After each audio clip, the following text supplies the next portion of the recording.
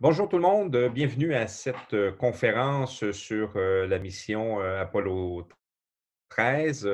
Mon nom est André Grandchamp, je suis astronome au planétarium Rio Tinto Alcan et conservateur de la collection de météorites du planétarium et aussi passionné d'exploration spatiale.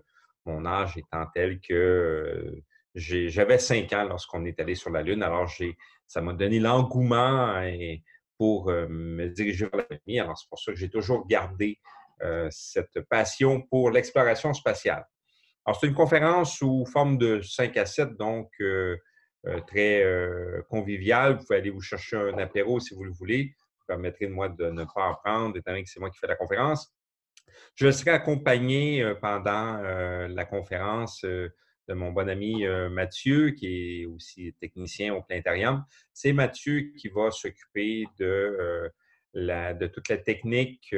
Donc, s'il y a un pépin, c'est lui qui va s'en occuper. Et il va aussi donc gérer les commentaires et questions. Vous comprendrez que je ne lirai pas les commentaires et questions pendant la présentation. Ce serait un peu mêlant dans le type de conférence qu'on fait aujourd'hui. Alors, pourquoi la mission Apollo 13? Ben, c'est probablement l'une des missions les plus connues et les plus célèbres auprès du public par la NASA. Euh, Beaucoup se souviennent d'Apollo 11, on a marché sur la Lune, bien sûr, la première fois, et ensuite, c'est Apollo 13, souvent, qui vient à l'esprit. Alors, c'est une mission épique qui a amené une tragédie, si on peut dire, où on a dû sauver l'équipage. J'espère que je ne surprends pas personne, que vous êtes tous au courant. Sinon, ben, vous aurez de toute façon d'autre les détails un peu plus tard dans la présentation. Et aussi, ben, il est très connu à cause du film Apollo 13, qui portait le même nom, donc, fait par Ron Howard, avec entre autres Tom Hanks.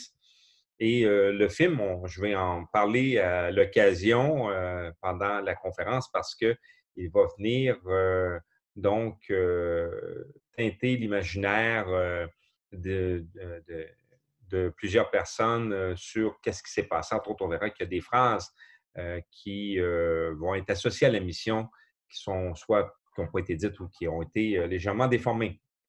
Alors, euh, voilà, donc, je pense que j'en ai assez dit. On va débuter immédiatement donc cette présentation. Voilà, donc d'abord, je vous présente l'équipage. Vous avez sur l'image Fred Hayes qui est à gauche, Jack Swigert au centre et Jim Lovell à droite.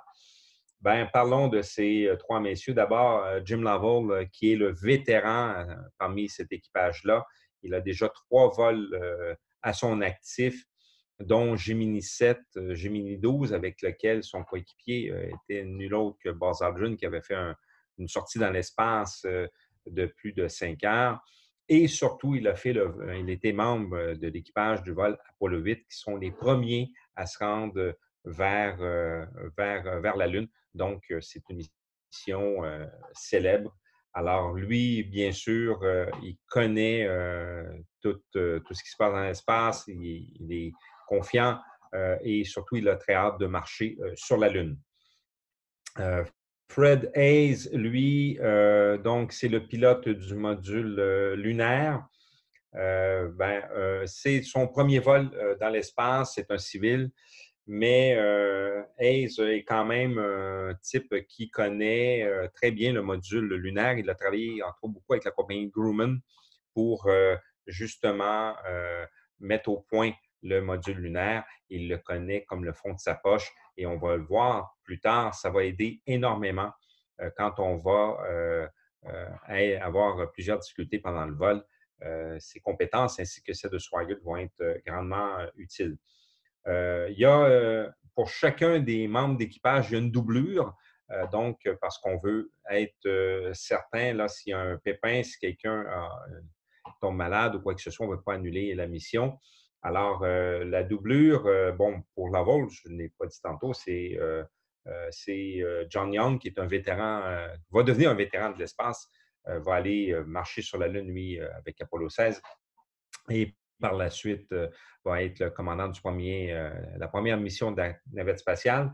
Dans le cas de Fred Hayes, Sa doublure, c'est Charlie Duke. On va le voir tantôt, qui va avoir un rôle important, M. Duke, sans qu'il s'en rende compte. Ça m'amène tout de suite à vous parler du dernier membre d'équipage, Jack Swigert, donc qui est le pilote du module de commande. Lui, il est recruté en 1966 comme astronaute en même temps que Hayes, mais il ne s'attend pas à aller dans l'espace. Il se dit, bon, regarde, il y a trop de monde devant moi, je n'irai pas, sûrement pas. Mais c'est un travaillant, il est reconnu pour ses compétences, tout ça. Il va devenir un expert du module de commande. Il va s'en faire euh, un certain honneur à très, très, très bien connaître le module de commande. Et là aussi, ça va grandement aider pendant cette mission-là. Alors, regardons tout de suite. Ben, je parlais tantôt des doublures. La doublure de Fred Hayes, techniquement, c'est Ken Mattingly. Mais dans le fond, Ken Mattingly, c'est lui qui devait partir avec l'équipage. Mais Charlie Duke va attraper la rougeole d'un de ses enfants et Mattingly est le seul parmi les astronautes qui n'a pas eu cette rougeole. Alors, on n'a pas qui tombe malade pendant le vol et on se dit que ça pourrait être dramatique. Ça s'était déjà produit dans le passé sur Apollo 7, si ma mémoire est fidèle, où le commandant du vol avait attrapé un rhume et ça avait été assez difficile. Alors, on se dit, ben, il ne faudrait pas qu'il tombe malade, ça serait épouvantable, il pourrait faire de la fièvre, etc. On va voir qu'effectivement, ça aurait été encore pire dans le cadre de cette mission-là. Donc, une semaine avant le lancement, Swigert et Lovell vont faire des simulations ensemble dans le simulateur pour voir si ça ne va pas trop mal. Et 3 jours avant le décollage, on va officiellement procéder au remplacement de Mattingly par Swigert. Donc, c'est quand même pas quelque chose qui est très fréquent, mais ça va se produire dans ce cas-ci. Alors, si on regarde la prochaine diapo, ben, c'est le but de la mission. Initialement, le but de la mission d'Apollo 13, ben, on sait, bon, Apollo 11, on s'est posé sur la Lune. On voulait marcher sur la Lune, c'est tout. Se poser puis marcher, c'est un bonus. Apollo 12, on a fait un atterrissage de haute précision. Alors là, on sait qu'on est capable de bien maîtriser le module lunaire. On dit, regarde, là, on y va un peu plus. On va donc demander aux astronautes d'atterrir, de se poser dans cette région, on devrait dire d'allunir dans cette région, donc qui est dans une formation géologique qu'on appelle Framoro, qui correspond, dans le fond, qui a été créée suite à un impact de météorites assez important qu'il y a eu à la surface de la Lune et qui a créé la mer des pluies. Une partie des éjectats a été amenée dans cette région-là. Alors, on se dit, ben, d'amener des roches de cette région-là, ben, ça nous permettrait de voir une partie des roches qu'on retrouve à l'intérieur, à l'intérieur de la Lune. Bon, pas très profond, mais quand même, ça nous permettrait de mieux connaître un peu la surface de la Lune. Et bien sûr, on veut prendre des photos pour des futurs alunissages ainsi que de s'habituer à vivre sur la Lune et en état d'apesanteur. Voilà. Alors, donc, avant de parler du lancement, parlons de la navette, pas la navette, pardon, la Saturn V, qui est une fusée tout à fait extraordinaire. Alors, vous avez sur cette photo que j'aime bien, ce graphique, je devrais dire, une idée donc de la Saturne qui fait 111 mètres de haut et 10 mètres de diamètre. On la voit ici à comparer à des éléments qu'on connaît bien, la tour du CN, qui fait plus de 500 mètres, l'Empire State Building à New York, la tour Eiffel à Paris, bien sûr, et la pyramide de Khéops qui est en Égypte. Et vous avez la Saturne V. Elle paraît peut-être petite ici, mais c'est quand même la fusée la plus puissante jamais construite. Elle a une masse de 3000 tonnes au décollage. Elle peut amener une charge utile de 47 tonnes jusqu'à la Lune. Alors, c'est un monstre, si on peut dire. C'est une fusée extrêmement puissante. Juste pour vous donner une idée, vous avez ici un graphique de la fusée Saturne V. Les 2 premiers étages, un ici, bien, les 2 premiers étages ont 5 moteurs. Pour vous donner une petite idée, un seul moteur du premier étage est aussi puissant que 5, 7, que 8, pardon, 747, donc des Boeing 747. Alors, ça veut dire qu'au décollage, on se retrouve à avoir une puissance de 40 Boeing 747, ce qui est tout à fait incroyable.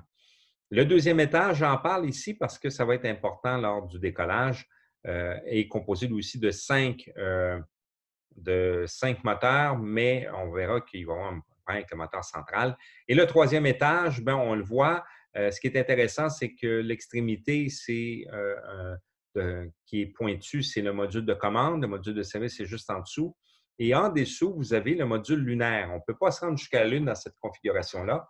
Ce qu'il faut faire, c'est après avoir éjecté, bien sûr, la tour d'éjection, ben, à ce moment-là, on va désarimer lorsqu'on est en orbite autour de la Terre, ben, même après la Terre, là, on va désarimer le module de commande et de service. Il va s'éloigner, il va faire un 180 degrés, il va venir se repositionner après le module lunaire pour prendre sa configuration telle qu'il va avoir pendant le vol. Alors, voici donc le vaisseau Apollo. Vous avez au centre, de façon pointue, c'est le module de commande. C'est là que les astronautes vont vivre pendant la majorité du voyage. C'est assez exigu, on le verra dans une photographie un peu plus loin. C'est 6 mètres carrés, 6 mètres cubes en tout. Et vous avez le cylindre ici qui est le module de service qui va être très important, au bout duquel on retrouve la tuyère du moteur principal. Et le module lunaire composé d'un étage de descente en doré et l'étage de remontée. Pendant un vol normal, vous avez 2 astronautes qui vont dans le module lunaire, se posent sur la Lune et reviennent par la suite s'arrimer au module de commande. Alors, voici le module de service qu'on voit un peu plus en détail. Vous avez une section centrale au bout duquel vous avez la tuyère principale qui est juste en bas pour le moteur. Et vous avez 6 sections qui sont imbriquées autour. Vous avez 4 sections qui incluent les ergols qui alimentent le moteur principal. La section 1 sert un peu moins. Mais la section 4, c'est celle-là qui nous intéresse, c'est celle que vous voyez ici. Donc, en jaune, et qui est numérotée 1, vous retrouvez 3 piles à combustible. Les piles à combustible, ces piles-là se trouvent à donner toute l'énergie au vaisseau de commande et de service, et pour se rendre et revenir de la Lune. Il n'alimente pas le module lunaire en soi. Le module lunaire a des batteries à part, mais les 3 piles à combustible sont là pour justement assurer le tout. Comment est-ce que ça va se faire? Bien, c'est par d'abord la section numéro 2 qui est 2 réservoirs d'oxygène et 2 réservoirs d'hydrogène qui sont en rouge. On en voit un seul ici. Alors, c'est par réaction chimique, on mélange l'hydrogène avec l'oxygène. Ça fait donc que ça génère de l'électricité, de l'énergie qui est envoyée vers les piles à combustible. Et le résidu, ça donne quoi? Ça donne de l'eau. Et cette eau-là va servir pendant toute la mission principalement et en grande partie à refroidir tous les systèmes qui fonctionnent, parce que si on ne les refroidit pas, comme ça surchauffe, bien à ce moment-là, tout va lâcher en cours de route. Et il y a bien sûr une partie qui va donner de l'eau, qui va tout simplement qui va donner l'eau pour les astronautes. Il y a une partie de l'oxygène qui va servir aussi à régénérer l'air pendant toute la durée du vol. On va le voir, le problème va venir du réservoir numéro 2 qui est dans le fond. Je vais attendre avant de dire qu'est-ce qui arrive pour ceux qui ne le savaient pas encore. Donc, mais c'est le réservoir ici qui va poser quelques problèmes à nos amis. Alors, le lancement se déroule relativement bien à 14h13 le 11 avril, heure du Kennedy Space Center en Floride. Ça donne 13h13, heure de Houston. Alors, vous voyez, la NASA voulait le jouer vraiment, dire on n'est pas superstitieux. Apollo 13 n'ont pas le choix. Après 12, c'est 13, puis c'est avant 14. Mais on s'est dit, on va le faire comme ça. Le temps est dégagé, à différence d'Apollo 12, qui avait eu quelques problèmes au décollage. Alors, tout va bien, mais il y a un problème avec le moteur central du deuxième étage. Souvenez-vous, il y a 5 moteurs au deuxième étage. Le moteur central va s'éteindre ou va s'arrêter de fonctionner 2 minutes trop tôt. Et là, bien sûr, quand ça arrive, ce genre de pépin-là, bien sûr, les astronautes se posent des questions, qu'est-ce qu'on fait? Mais vous avez toute une équipe au sol dans la salle de contrôle qui, eux, vont faire différents calculs, vont regarder des différentes choses. Vous avez des gens dans la salle de contrôle, mais bien sûr, c'est les responsables de chaque équipe. Et en plus, vous avez de façon attenante dans d'autres salles, d'autres équipes qui sont en communication avec le responsable de chacune des équipes. Alors donc, on fait des calculs, on dit, ouais, bon, regardez les gars, c'est pas grave, on va faire fonctionner les 4 autres moteurs 35 secondes de plus et ça va compenser et ça les amène effectivement sur une orbite vers la Lune, enfin, les mettre en orbite, pardon, autour de la Terre sans aucun problème. Alors, ensuite, ça va relativement bien. Et là, après un peu plus d'une journée, 30 heures après le début de la mission, on calcule les missions Apollo souvent comme ça, en tant d'heures après le début de la mission. Alors, on est donc rendu le 12. Eh bien, on fait une correction de trajectoire. Elle peut paraître banale, mais qui va être importante parce qu'on va mettre le vaisseau sur ce qu'on appelle une trajectoire hybride sans retour libre vers la Terre. Auparavant, les autres missions avaient des orbites avec retour libre vers la Terre, c'est-à-dire que si vous laissez aller, vous n'allez pas sur la Lune, par exemple, vous n'atterrissez pas dessus, vous laissez aller, vous allez contourner la Lune et revenir vers la Terre sans trop de correction de trajectoire, juste des petites choses minimes. Et si la zone de Franc-Moreau est plus difficile à atteindre, alors on se dit, on va y aller, on est rendu bon là-dedans, là, hein? Go, go, go.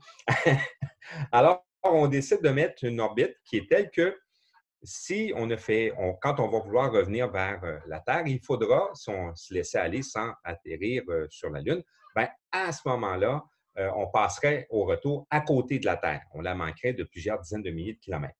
Mais on est confiant. 16 ans plus tard, donc à 46 ans après le début de la mission, là, on demande le brassage des réservoirs. Qu'est-ce qu'on entend par le brassage de réservoirs? Souvenez-vous, il y a 2 réservoirs d'hydrogène et 2 réservoirs d'oxygène.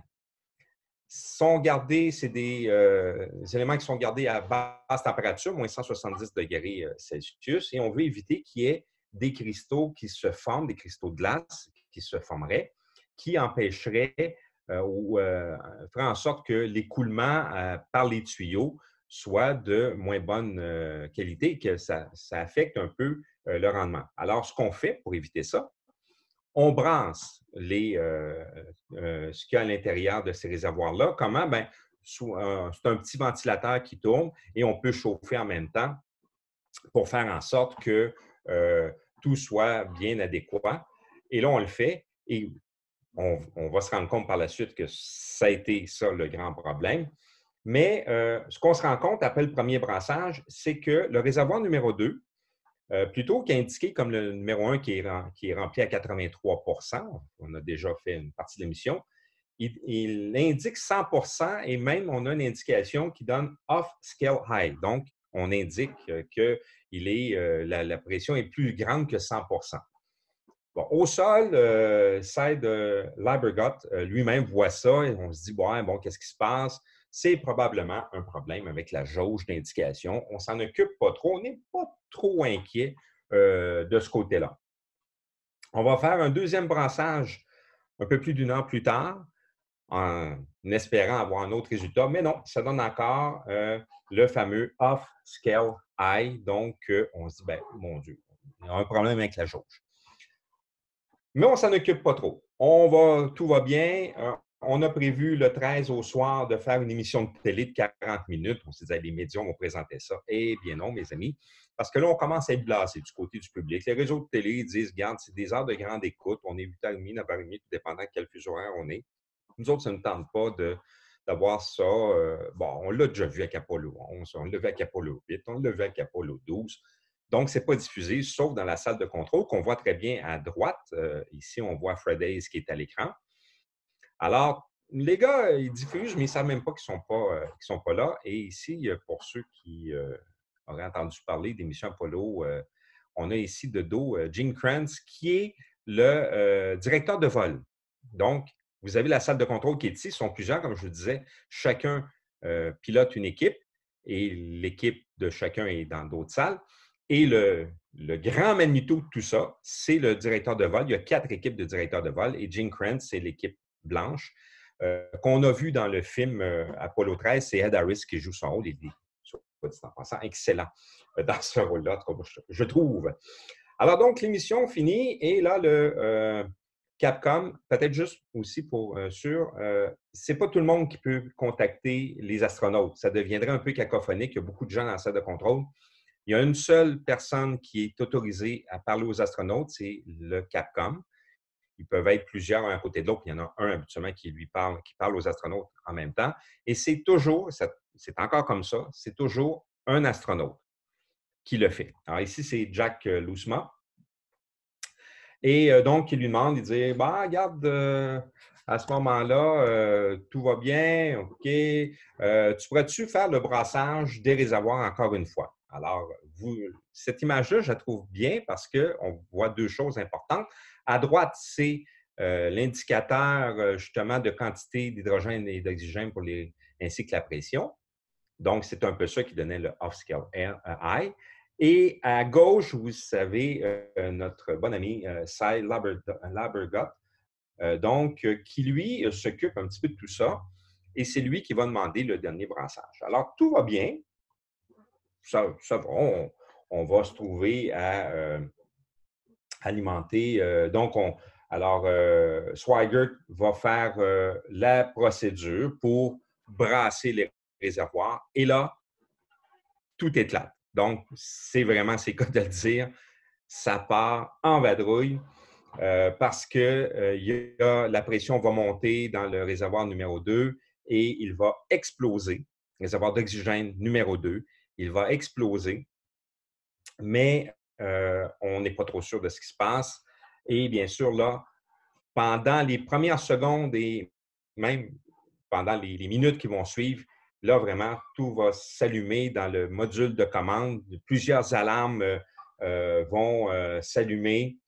Le vaisseau lui-même va se mettre à tanguer et le pilotage automatique va tenter de ramener le vaisseau dans la bonne orientation. On va perdre la télémétrie.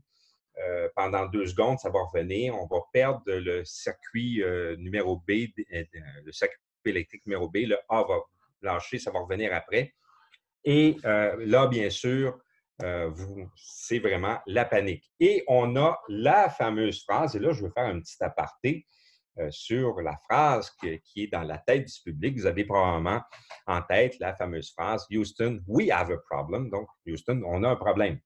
La véritable phrase, amusons-nous, on est dans un 5 à 7 après tout, qui a été dit par Swigert, c'est, là je regarde mes notes pour être sûr, c'est OK, Houston, I believe we've had a problem here. Donc, ce qu'il a dit en vérité, c'est Houston, je pense que nous avons eu un problème. Et Lousma, qui lui dit, bon, this is Houston, say again, please. Il me demande de répéter, il n'est pas trop sûr. Et c'est Lovell qui va répéter la fameuse phrase en disant Houston, we've had a problem.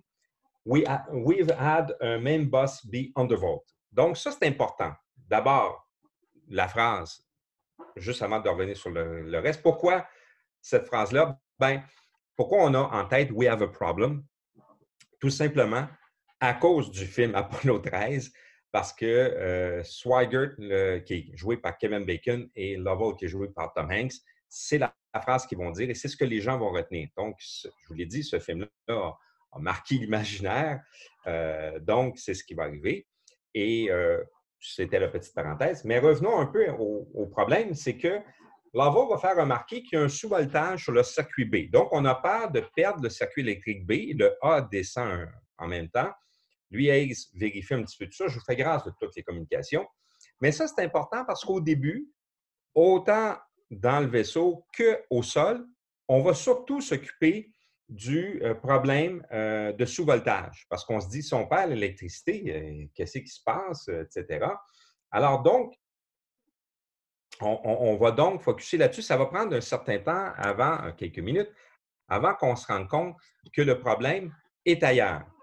Là, je vous montre une photo à droite du module de commande, du module de service, pardon, qui a été prise à la fin de la mission. Je le montre tout de suite parce qu'on voit l'étendue des dégâts. Je l'ai dit, c'est le réservoir numéro 2 qui a explosé, qui a arraché le panneau, qui a brisé les autres réservoirs, qui va abîmer les piles à combustible parce qu'on va perdre, déjà on voit la tension dans les piles à combustible 1 et 3 qui vont commencer à baisser.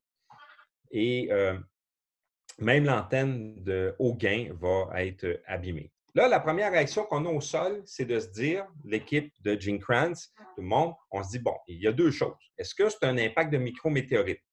Même les astronautes pensent que ça pourrait être ça, principalement Swigert. Mais là, on se rend compte très vite dans le vaisseau, on se dit, ben non, ça ne se peut pas parce qu'on dépressuriserait et ce n'est pas le cas. Donc, on se dit, OK, ce n'est pas le cas.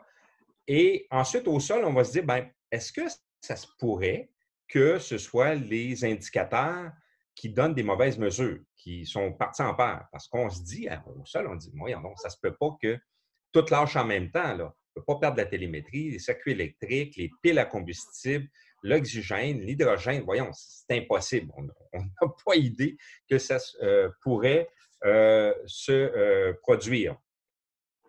Alors, donc, voilà.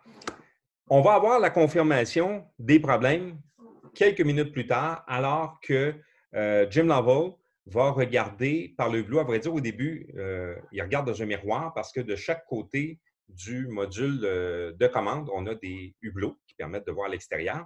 Mais quand tu es installé pour t'occuper de toutes les commandes, etc., tu ne peux pas vraiment voir par le hublot. Il faut que tu te tordes le cou un peu. Alors, on a mis des miroirs. Donc, il y a Lovell qui peut regarder par un miroir et Hayes qui est lui aussi. Donc, il peut regarder par un autre miroir. Et lui, Lovell va remarquer, il voit quelque chose. Il va regarder par le hublot. Il va l'annoncer à Houston. Il va dire, là, on est en train de dégazer quelque chose. On expulse quelque chose. On est en train de dégazer. Et à vrai dire, ce qui se passe, c'est le réservoir numéro 1 qui est en train de perdre le réservoir d'oxygène qui est en train de perdre son contenu. Pourquoi le numéro 1? Bien, le 2 a déjà explosé. Mais le problème, c'était que la tuyauterie qui alimente les piles à combustible, donc qui fait en sorte que qui est entre les réservoirs d'oxygène et les piles à combustible, bien, cette tuyauterie-là, elle est commune en partie pour les deux réservoirs. Quand le numéro 2 explose, il va donc abîmer la tuyauterie du numéro 1. Donc, lui, il va, bien sûr, comme il y a un trou, bien, il perd son gaz, mais il le perd plus lentement. Autre difficulté, quand ça fait ça, bien, c'est action-réaction, comme on dit. On est dans l'espace en plus dans le vide. Bien, ça fait en sorte que le vaisseau se met à tanguer. C'est pour ça qu'il se met à bouger dans tous les sens.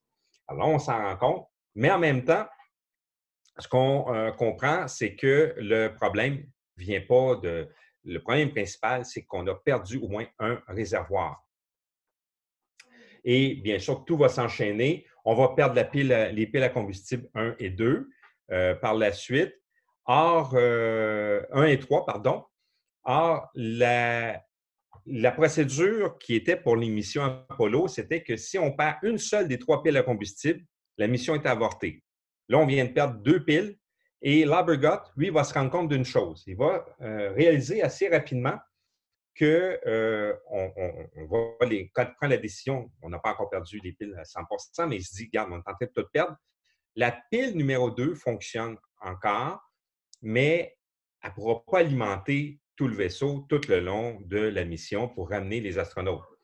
Alors, lui, il comprend qu'elle est essentielle, cette pile-là, si on veut ramener les astronautes au sol, dans le sens qu'il faut que le module de commande ait au moins une pile à combustible qui fonctionne avant pour pouvoir rentrer dans l'atmosphère.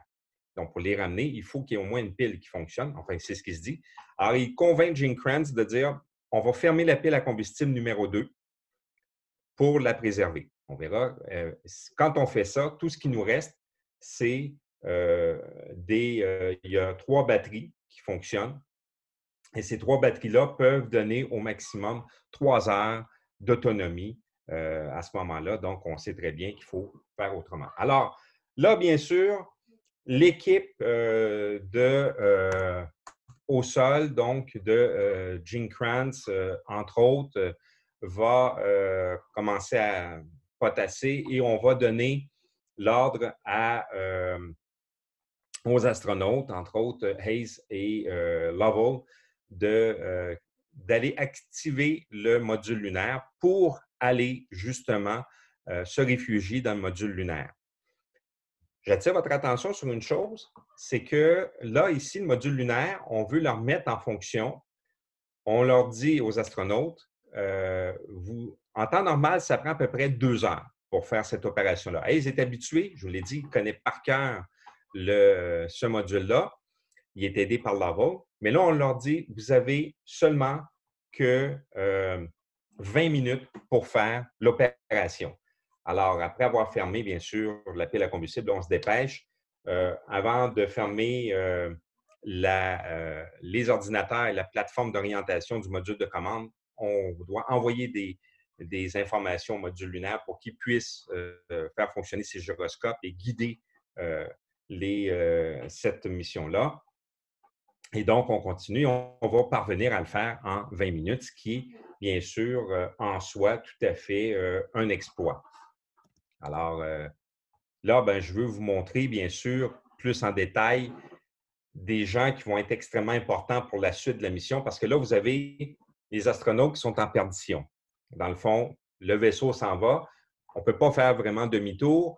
On s'est posé la question à savoir, est-ce qu'il y a moyen de faire demi-tour? On se dit non. On ne pense pas, on est rendu loin. On est à 300 000 km de la Terre, donc on approche de la Lune. Mais en même temps, on ne connaît pas l'état du moteur principal. La photo que vous avez vue tantôt, on voit la section inventrée dans le moteur, dans le module de service. Ils ne l'ont pas encore vu, personne. Alors, ce qu'on remarque à ce moment-là, ce qu'on se dit, c'est-à-dire, c'est plus, si on le fait, si on allume le moteur puis il saute, ben, on vient de tuer tous ceux qui sont dans le vaisseau. Alors donc, on veut éviter ça. On veut donc utiliser le module lunaire pour revenir. Ça ne s'est jamais fait jusqu'à maintenant.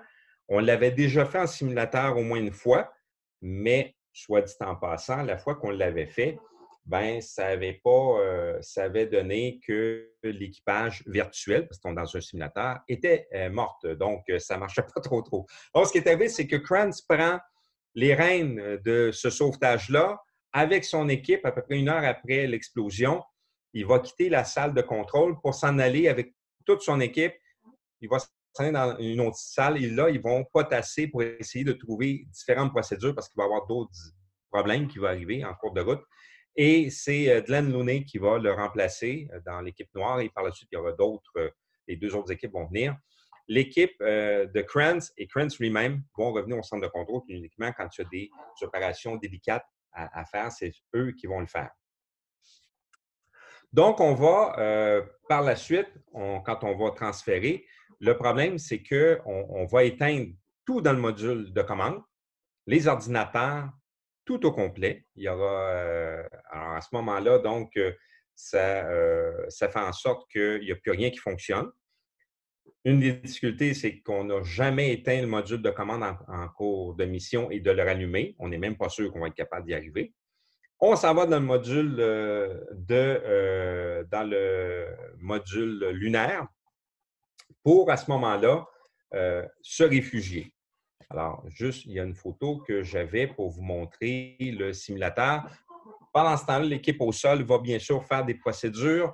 On va utiliser le simulateur qu'on voit ici, ça ressemble à des boîtes. Dans le film Apollo 13, on voit Ken Mattingly qui est seul dans le module avec Leibergott, puis il essaie de trouver une procédure. Dans la vraie vie, Mattingly était là en partie, mais c'est surtout d'autres astronautes, parce que lui, il travaillait avec Kranz et aussi comme Capcom pour rassurer ses collègues.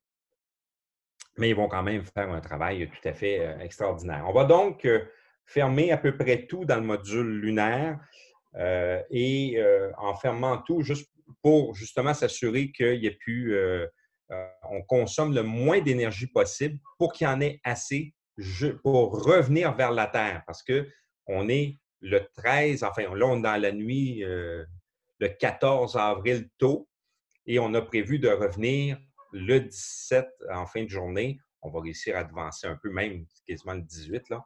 Alors, on va réussir à avancer un peu, mais il faut garder le plus d'énergie possible. Donc, on doit en consommer le moins. On ferme tout dans l'EM aussi, dans le module lunaire, même les lumières. On va se servir des lampes de poche. Et pour vous donner une petite idée, la consommation du module lunaire à ce moment-là était, quand on a tout fermé, sauf les communications avec Houston, au début, on va garder les gyroscopes d'ouvert. On va les fermer par la suite parce qu'ils consomment aussi trop. Mais on va consommer uniquement 17 ampères. Pour ceux qui se demandent, ça correspond à quoi? Bien, c'est moins que le séchoir à cheveux que vous utilisez après avoir pris votre douche le matin. Alors donc, on est dans cet état d'esprit-là. Et bien sûr, la température va chuter de façon importante. Dans le module lunaire, elle va descendre jusqu'à 9 degrés et dans le module de commande, 3 degrés. Il faut bien comprendre que là, on demande aux 3 astronautes de vivre dans le module lunaire. Lui, il a été conçu pour pouvoir abriter 2 astronautes pendant à peu près 48 heures environ. Donc, les 2 astronautes doivent marcher sur la Lune et ils se posent, font leur mission, puis ils reviennent. Là, on dit, vous allez être 3 pendant 80 heures. Il n'y a seulement que 2 couchettes dans le module lunaire. C'est pour ça que Swigert va aller dormir dans le module de commande. Il va faire un peu plus froid parce que lui, il va fermer un star parce que le soleil l'empêche de dormir. Ils ne dormiront pas bien, mais ça va baisser la température. Il va faire très froid et humide. Et en plus, on va devoir se rationner au niveau de l'eau. Pourquoi? Parce que je vous rappelle qu'il y a de l'eau encore de disponible un peu, mais elle doit servir à refroidir principalement les différents éléments. Et si on ne le fait pas, il va y avoir de la surchauffe et tout va lâcher et les astronautes vont mourir là. Donc, on va rationner à 1 verre d'eau par jour. Donc, il fait froid, c'est humide, vous avez droit à 1 verre d'eau par jour, peut-être 1 ou 2 jus de fruits. La bouffe, quand on la mange, elle est froide. On le voit très bien dans le film, il y en a un qui prend une saucisse hot dog et puis qui est congelé. Alors, Fred Haise va même contracter une infection urinaire pendant le vol et va s'en remettre cependant pour ceux qui seraient inquiets. Alors donc, tout ça, ça va bien. Là, on décide donc de poursuivre la mission dans le sens, on n'a pas le choix. On veut ramener tout le monde.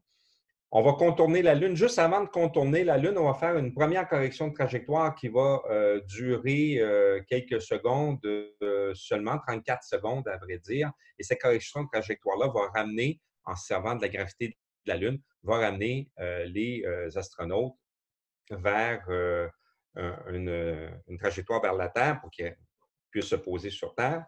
Et après avoir contourné la Lune, ça va prendre 25 minutes à contourner la Lune. Et quand on est du côté caché de la Lune, ben, il n'y a aucune communication radio possible avec les astronautes. Donc, premier stress, bien sûr, ou, ben, pas premier, il y en a eu plusieurs, mais un autre stress, je devrais dire plutôt, qui va faire en sorte qu'on se demande est-ce que tout va bien, etc.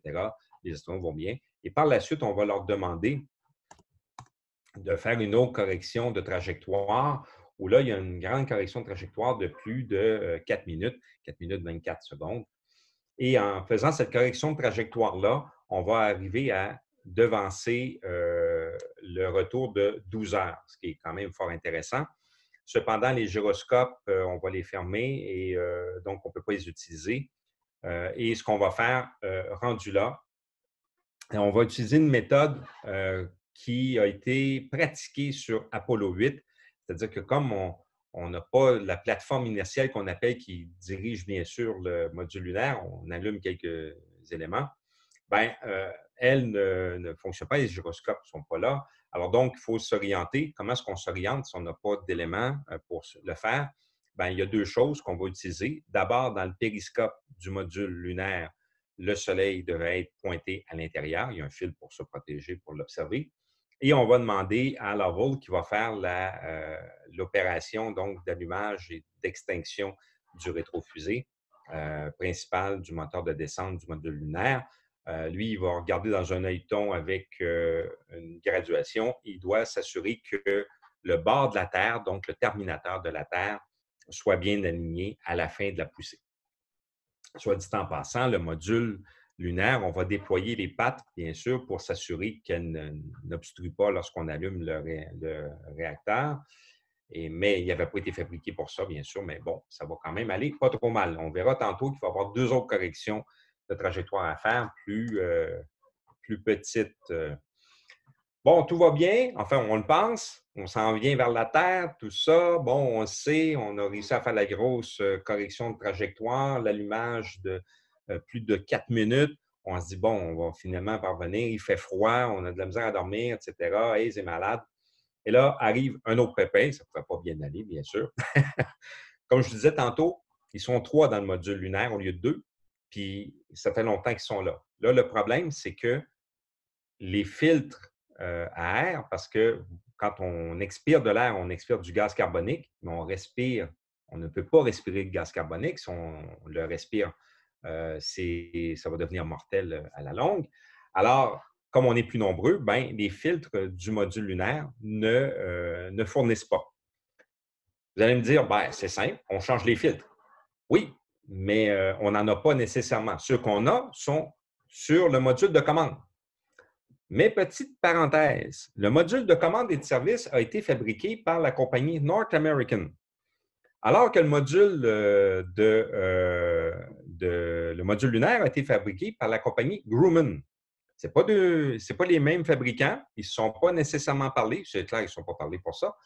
Et les filtres à air dans le module de commande et de service sont carrés. On les voit ici au centre, alors que les filtres pour le module lunaire sont ronds. Alors, comment est-ce que tu fais rentrer un carré dans un rond? Et voilà la grande question. Il y avait déjà un ingénieur, Ed Smiley, qui travaillait pour l'équipe de la NASA, qui avait déjà pensé à cette difficulté-là, qui avait déjà réglé le problème, entre guillemets, dans le sens que on a demandé aux astronautes, c'est Swigert qui va s'en occuper, ça va lui prendre environ 1 heure, comme on dit en bon québécois, de patenter là, un filtre avec la couverture d'un plan de vol, des sacs de plastique, un chausson, etc. On va réussir à faire de quoi? On va en faire 2 et ça va permettre de baisser le taux d'oxygène et pouvoir espérer revenir jusque sur Terre. Voilà. Alors après ça, ça va relativement bien, mais là, bien sûr, bon, on espère revenir au sol, on le souhaite. Alors, ce qui va arriver, la procédure pour revenir au sol, on va d'abord détacher le module de service et ensuite, on retourne dans le module de commande, Odyssey, et on doit le réactiver. Par la suite, quand tout est réactivé, on va détacher le module lunaire. Pourquoi est-ce qu'on n'a pas détaché le module de service auparavant? Vous allez me dire, pourquoi est-ce qu'ils l'ont gardé, ce boulet, entre guillemets? C'est que le dessous du module de commande est protégé par le haut du module de service qui est imbriqué un dans l'autre. Or, il y a un bouclier thermique qui protège lors de la rentrée dans l'atmosphère pour le module de commande. On ne veut pas abîmer le bouclier thermique en l'exposant trop longtemps dans l'espace par des micrométéorites ou quoi que ce soit. Ce serait le bout, là. Alors, on a donc attendu à la toute dernière minute pour détacher le module de service. Et c'est là qu'on a constaté tous les dégâts avec les photos qui ont été prises. Mais en même temps, il faut recharger les batteries puis de reconfigurer, enfin réallumer le module de commande. Ce qu'on va faire pour alimenter les batteries du module de commande, c'est qu'on va tout simplement passer un câble du module lunaire qui fonctionne encore. Là, on rallume tout, on approche de la Terre et on va donc le connecter jusqu'au module de commande. Ensuite, on va réactiver donc tranquillement les choses. Mais je vais vous montrer une photo pour vous faire rendre compte peut-être d'une chose. C'est un peu l'exiguïté de l'espace. Vous avez ici une photo d'Apollo 12. C'est Dick Gordon qui est le commandant, enfin, pas le commandant, pardon, le pilote du module de commande qui est en train de prendre une photographie. Mais vous voyez très bien ici, alors il y a l'endroit où les astronautes s'installent, là où il est appuyé sur son bras gauche. Et à sa droite, c'est les différentes commandes du module de commande. Alors, il faut donc réactiver tout ça. Et ce qu'on va faire, c'est qu'on va donner une procédure à Swigert. Ça va prendre 2 heures à lui donner toute la procédure parce qu'elle est très longue. Il ne faut pas qu'il se trompe. Juste pour donner une petite idée, dans ce module-là, il y a un ordinateur, bien sûr, qui est langage machine, mais il y a plus de 24 instruments différents.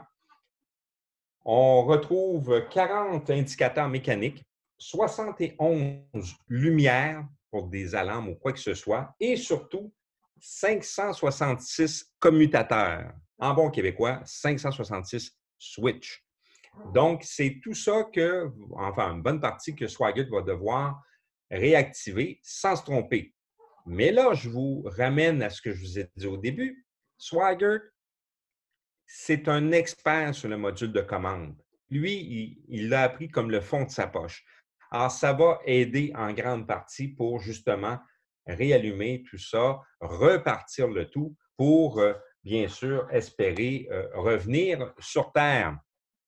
Alors, le retour va se faire, vous le voyez, vous vous en doutez un peu, ils vont parvenir à le faire. On va détacher, bien sûr, le module lunaire à la toute dernière minute, environ, je vais vous dire, j'ai pris des notes, c'est pour ça, à peine 1 heure avant de rentrer dans l'atmosphère. La rentrée va se faire relativement bien, quoique un peu de frousse pour les gens au sol. D'abord, les astronautes vont subir une décélération correspondant à 5G, donc 5 fois leur poids. Mais on avait calculé avec la trajectoire qu'il allait y avoir une coupure de communication qui allait être d'environ 3 minutes et finalement, ce sera plus de 4 minutes et demie. Donc, ce sera un peu un stress de ce côté-là. Mais tout va bien se faire. On va se poser ou amérir entre les îles Fidji et la Nouvelle-Zélande dans l'océan Pacifique à 6 km du vaisseau amphibie USS Iwo Jima, pardon. Donc, et d'ailleurs, pour ceux, comme j'ai fait quelques parenthèses pour le film Apollo 13, pour ceux qui s'intéressent, dans le film Apollo 13, on voit Jim Lovell, le vrai Jim Lovell. C'est lui qui fait le capitaine du bateau qui accueille les astronautes qui leur serrent la main. C'est le vrai qui le fait. Alors, voilà. Donc, maintenant, regardons qu'est-ce qui s'est passé. Alors, d'abord, photo de célébration. Vous avez ici Kranz qui est tout content, qui fume le cigare. À l'époque, on fumait dans les salles de contrôle. C'est pas comme aujourd'hui. Et vous avez Dick Slayton qui s'occupe du corps des astronautes avec son veston qui est en train de serrer la main. Tout le monde est bien content. Je pense qu'on le méritait. On a été fêté probablement tout ça. Alors, donc, voilà, j'attends. Voilà. Ah oui, avant de parler de l'enquête, ben, la compagnie Grumman a envoyé une facture par la suite à nos amis de North American en disant, ben, regarde, on a remorqué votre vaisseau, là. Alors, on leur a chargé 1 000 par distance à parcourir, c'était 300 000 milles. Je trouve tellement fascinant cette facture-là. 20 $ pour ouvrir le compte, dans le fond. La recharge de batterie, comme je vous disais, pour le module de commande, on a chargé 5 $. L'air conditionné, donc l'air climatisé, alors voilà, 25 $, 5 $ par jour. Et on a facturé aussi du temps pour dormir dans le vaisseau. Alors, on dit 40 $ par nuit et par astronaute. Ça fait 100 $ pour une facture de 324 000 $. Je ne pense pas que North American ait payé cette facture-là, mais c'était quand même un clin d'œil fort amusant. Après ça, bien sûr, ce qu'on s'est posé comme question, c'est, bon, qu'est-ce qui s'est passé véritablement? Et là, on va installer une commission d'enquête dirigée par M. Cartwright, qui va avoir plusieurs personnes, dont Neil Armstrong, qui va représenter le corps des astronautes de la NASA. Alors, donc, eux, leur conclusion vont être les suivantes. Pour comprendre ce qui s'est passé, souvenez-vous, c'est avec le réservoir numéro 2. Alors, qu'est-ce qui s'est passé véritablement? C'est une série d'événements qui a fait en sorte que ça a entraîné ce problème-là, cette mission-là, mais en même temps, on aurait pu, peut-être, on ne sait jamais, les corriger. Alors, d'abord, le tout, les réservoirs étaient fabriqués par la compagnie Beech Aircraft Corporation et ils l'ont fabriqué en 1966. Ils l'ont livré en mai 67 à North American Rockwell, qui l'a monté d'abord, ce réservoir-là, sur le vaisseau Apollo 10 en juin 68. En octobre 68, le 21 pour être plus précis, on a démonté ce réservoir-là parce que la NASA avait demandé des modifications, des améliorations au réservoir. Et quand on va le démonter, la structure en métal qui retient tout ça va chuter de 5 centimètres. Alors, on regarde, on voit qu'il y a des dommages mineurs. On dit, bon, ben, c'est pas trop grave.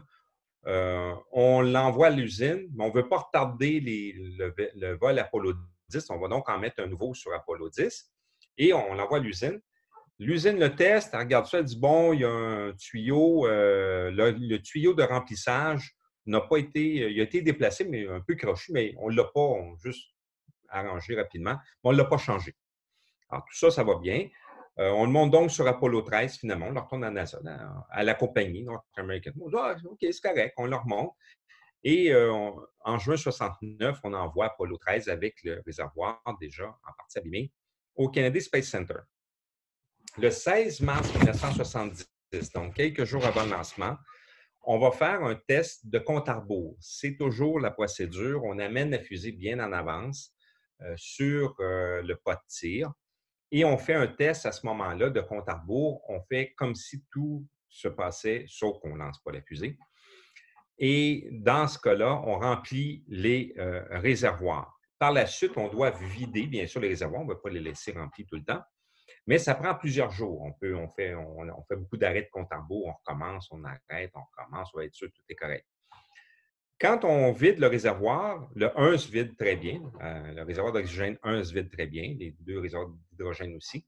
Mais le 2 ne se vide que de 8 Là, on se rend compte qu'il y a un problème. On continue le compte à rebours, on fait un rapport écrit, on vérifie, on dit, ouais, bon, le 27 mars, on essaie de vider à nouveau, mais il reste encore aux 2 tiers remplis. Bon, là, on dit, qu'est-ce qui se passe? On consulte North American, tout le monde dit, ouais, bon, écoute, regarde, ce qu'on va faire, c'est qu'on va chauffer l'intérieur. Il y a un genre de thermostat, il y a du chauffage à l'intérieur avec un ventilateur pour répandre tout ça de façon adéquate.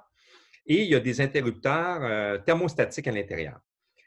Le but de ça, c'est de dire, quand tu chauffes, à ce moment-là, l'oxygène va venir gazeux, plus gazeux, et à ce moment-là, il va pouvoir s'écouler plus facilement pour sortir le gaz. Cependant, il y a une procédure importante. Il ne faut pas chauffer plus de 27 degrés Celsius. Et c'est là qu'il va y avoir un petit pépin. Parce que, à l'origine, les réservoirs avaient été conçus pour fonctionner lors des tests aussi, autant pendant le vol que lors des tests, avec l'alimentation électrique du module de service qui fonctionne sur du 27 volts. Je m'excuse pour les chiffres, mais vous allez voir dans quelques instants. Or, on change la procédure en cours de route. On dit non, pour les tests au sol, on va s'alimenter sur la tour de lancement, qui elle est à 65 volts, ce qui est beaucoup plus élevé. Mais la NASA avertit, North American avertit aussi ses sous-traitants, puis elle dit, garde, changez toutes les choses pour qu'on puisse fonctionner à 65 volts. Malheureusement, Beech Aircraft, il a oublié de le faire. Ce qui fait en sorte que les interrupteurs thermostatiques n'ont pas été changés. Quand on a mis sur le 65 volts, ça a fait un court-circuit et ça a abîmé, à vrai dire, ça a fait en sorte que les interrupteurs ont cessé de fonctionner. Alors, la température a monté de façon beaucoup plus élevée. Mais, autre problème, il y avait un indicateur, un cadran qui donnait la température à l'intérieur du réservoir. Mais comme on se disait, on ne dépassera jamais 27 degrés, l'aiguille arrêtait à 27 degrés. Alors, on a dépassé 27 degrés, mais même sans rendre compte. À vrai dire, ça va monter jusqu'à 500 degrés selon les tests qu'on a fait par la suite. Donc, on a bien sûr grillé une bonne partie là, les interrupteurs et en plus, les fils électriques qui étaient avec un isolant en téflon, le téflon va se fracturer, va craquer, comme on dit, et ça va faire en sorte qu'il y a une partie des fils qui vont être exposés, donc qui vont être complètement dénudés. Et quand est-ce que ça se passe? Bien, principalement, quand on va chauffer, on va d'abord chauffer pendant 6 heures le réservoir, il se vide à environ 35 %. On va poursuivre le chauffage pour un autre 8 heures. Et c'est là qu'on va tout brisé au niveau de l'isolant en Teflon.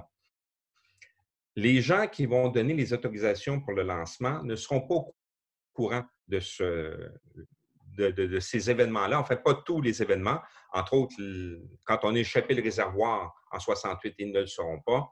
Quand on va chauffer 8 heures de plus, ils ne le sauront pas, ce qui veut dire qu'on va estampiller le vol comme étant OK, on est go pour y aller, alors qu'on n'aurait pas dû le faire. Quand Swigert va faire un brassage après l'émission de télé, à ce moment-là, cette fois-là, pas les 2 autres fois d'avant, mais cette fois-là, les fils probablement se touchaient ou étaient trop proches. Il va y avoir une étincelle qui va se faire entre 2 fils. Ça va faire prendre en feu le Teflon et ça va faire en sorte que à l'intérieur du réservoir va s'enflammer et comme une cocotte minute, ça va exploser, entraîner tous les problèmes que je vous ai énumérés tout à l'heure. Alors, bien sûr, on va demander de faire des modifications pour les missions futures. Alors, vous avez d'ailleurs ici, je vous montre, j'aurais pu le montrer un peu avant aussi, vous avez des piles à combustible. Je vous rappelle comment c'est installé. Les réservoirs à oxygène, c'est les boules bleues, numérotées 2. Ça, c'est une vraie photo. Ça, c'est le réservoir numéro 1. Le 2 est derrière. Donc, c'est vraiment avant un lancement. Vous avez en dessous le réservoir d'hydrogène qui est en rouge à droite. Et ici, à gauche, complètement, c'est les piles à combustible. Donc, quand le réservoir à oxygène a explosé, on a abîmé les autres réservoirs, bien sûr. On a abîmé les piles à combustible. On a arraché le panneau et, bien sûr, sur l'antenne de haut gain. Alors, qu'est-ce qu'on va faire comme recommandation pour pouvoir poursuivre? Le rapport d'enquête est fait très rapidement. On va le rendre public le 15 juin 1970. Alors, j'attends la prochaine diapo. Mon ami Mathieu. Ah, voilà. Merci, Mathieu. Alors, vous avez, c'est encore le module de service, mais qui est tourné d'environ 45 degrés. Ce que je vous montrais tantôt, les 3 piles à combustible sont ici à gauche. Les 2 réservoirs d'oxygène, dont celui qui a explosé, qui est au centre. Le réservoir d'hydrogène qui est ici. Ce qu'on va faire, on va faire des modifications d'abord dans les réservoirs eux-mêmes. On va mettre le moins possible de Teflon. On va en enlever beaucoup, donc pour qu'il y ait moins d'isolant. Et on va bien sûr changer tout ce qui est question de voltage. Et on va aussi ajouter un troisième réservoir d'oxygène dans le compartiment numéro 1 qui était très peu utilisé, sauf pour du matériel. Alors, donc, ce qui fait en sorte que si une autre tragédie comme Apollo 13 se produisait, où tu perds les 2 réservoirs ici, il te resterait celui-là ici qui pourrait au moins alimenter les astronautes pendant tout le reste de la mission. Alors ça, c'est donc important. Alors, 2 petites choses avant de conclure et de prendre des questions. Voici, et ça, quand j'ai vu cette photo-là, ça m'a beaucoup ému, j'avoue. C'est un des miroirs que les astronautes ont utilisé pour regarder par les hublots. Et les astronautes avaient, avant de quitter le module de commande qui a été récupéré, qui est au Kansas, ils ont récupéré un des miroirs et ils l'ont donné à Gene Kranz et à toute l'équipe. Et vous avez la plaque ici où on dit que ça reflète l'image qui est reflétée dans ce miroir-là. C'est l'image des gens dans la salle de contrôle qui leur a permis de revenir sains et saufs. Elle est installée depuis ce temps-là au-dessus de l'abreuvoir dans la salle de contrôle. On a modifié, on a rénové beaucoup la salle de contrôle à l'époque des vols de navettes spatiales, des années 90, entre autres. Et on l'avait enlevé temporairement, mais on l'a remis là. Donc, il risque de rester là longtemps aussi. Avant de terminer, quelques petites choses dans Apollo, le film Apollo 13. D'abord, la phrase, je vous l'ai dit, la fameuse phrase Houston, we have a problem, c'était pas tout à fait la bonne. L'autre phrase aussi que Ed Harris, dans le rôle de Gene Kranz, déclare Failure is not an option, l'échec n'est pas une option. Gene Kranz n'a jamais dit cette phrase-là. Mais je voyais une entrevue de lui l'an dernier, il disait, c'est vrai que je ne l'ai jamais dit, mais quand j'ai vu le film la première fois, puis que j'ai entendu ça, cette phrase-là, je me suis dit, ça représente bien l'état d'esprit dans lequel moi j'étais et que toute l'équipe était. Alors, il en a fait son mantra et même il a écrit une autobiographie qu'il a appelée Failure is not an option. Une dernière anecdote avant de vous, sur le film, avant de prendre les questions que Mathieu va me relayer. C'est quand on fait un film à Hollywood maintenant, un film, un grand déploiement, un blockbuster comme Apollo 13, on fait des prévisionnements, tests pour s'assurer que le public embarque dans le film, etc. Et on a encore la possibilité de faire quelques modifications au montage si le problème est, puis si majeur, on pourrait même repousser le lancement. Mais ce n'est pas le cas ici. Alors, dans le cadre d'un des prévisionnements, il y a un monsieur qui a écrit comme commentaire, parce qu'on lui demandait, bon, il vous aimer, etc. Et il y a un monsieur qui a répondu, bon, c'est encore un happy end typique d'Hollywood. Puis si ça s'était vraiment produit comme ça dans la vraie vie, bien, les astronautes ne seraient jamais revenus vivants. Alors, comme quoi, la réalité peut parfois dépasser la fiction. Alors voilà, donc ça fait le tour pour moi. Je ne sais pas, Mathieu, s'il y a eu... Oui, merci. S'il y a quelques questions, commentaires. Alors, petite question, au début, vous avez parlé qu'un astronaute a eu un rhume, que ça avait été causé des problèmes. Pouvez-vous préciser? C'était, il me semble, avec le vol Apollo 7, le premier vol dans l'espace d'une capsule Apollo. Effectivement, il a développé, enfin, il y a eu un rhume dans l'espace et ça a l'air qu'il était à prendre avec des pincettes. Il était assez bête avec les gens au sol, même que le monde dans la salle de contrôle se sont plaints qu'ils n'avaient pas de respect. Mais c'est pour ça, bon, on se disait, c'est un rhume, il est en orbite autour de la Terre, au pire, on le ramène sur Terre, on les ramène tous sur Terre. Mais ça a donné le signal aussi à la NASA en même temps de dire, wow, on va faire attention si jamais si quelqu'un est malade, il ne faut vraiment pas l'envoyer. C'est pour ça qu'on n'a pas pris de chance avec Ken Mattingly. On a dit, on va le changer pour Swigert. Voilà. Autre question? Oui, André, Oui. bonjour. J'ai une question de Steve Côté sur Facebook. Est-ce que les astronautes sont toujours en vie? Ah, ben, bonne question. Il y en a deux en vie. Jim Lovell est encore vivant. Donc, il y a Fred Haise qui est toujours vivant. Malheureusement, Swigert est décédé après sa carrière d'astronaute. Il s'est lancé en politique et finalement a été élu en 1982, en novembre 1992 élections. Mais avant d'être assermenté, il est mort d'un cancer foudroyant en décembre 1982. Donc, il n'est malheureusement plus des nôtres. Mais les deux autres sont encore vivants. Et même que M. Lovell doit être assez âgé, dans les 80. Il faudrait que je regarde, j'essaie de retrouver. Il est né en 1928. Donc, 80, il va avoir 92. Il vient d'avoir 92 ans. Assez âgé. Voilà. OK. C'est normal En aussi. Facebook, Oui. comment fonctionnent les moteurs dans l'espace puisqu'il n'y a pas d'air? Bon, on n'a pas besoin d'air, c'est par action-réaction. Dans le fond, c'est que tu pousses quelque chose à l'extérieur. Donc, tu fais la combustion à l'intérieur et donc tu envoies comme un gaz dans l'espace. Et par action-réaction, toi, tu t'en vas dans la direction opposée, ce qu'on ne pourrait pas avoir. Ce serait plus difficile d'avoir sur Terre, mais ça se fait quand même. Mais on n'a pas besoin d'air pour qu'un moteur puisse fonctionner. Il s'agit juste d'envoyer quelque chose qui donne une poussée, dans le fond. Et c'est de cette façon-là. Parfait. Je continue. J'ai une autre question. Est-ce qu'un documentaire avec les images réelles d'archives et les vrais héros de cette odyssée a été fait? Il y a plusieurs documentaires qui ont sûrement été faits depuis le temps. Il y en a quelques-uns qui sont disponibles sur YouTube. Moi, j'ai vu récemment deux reportages parce qu'il y a plein de gens là, qui en ont fait.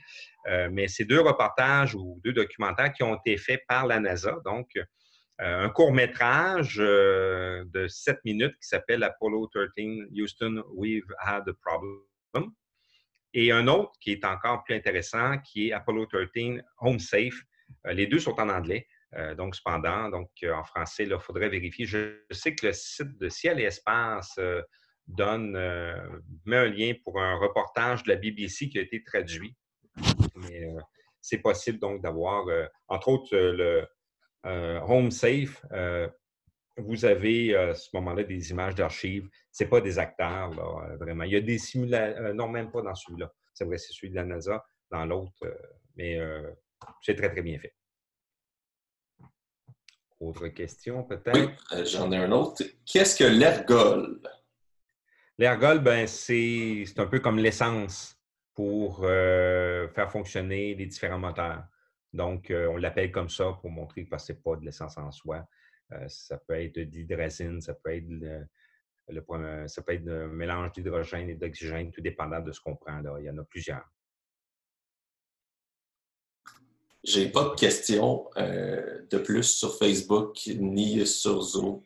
Ben, écoutez, ça m'a fait plaisir à ce moment-là. Je vous souhaite une belle fin de semaine et je lève mon verre à cette conférence que j'espère que vous avez appréciée et au plaisir de se revoir très bientôt. Au revoir.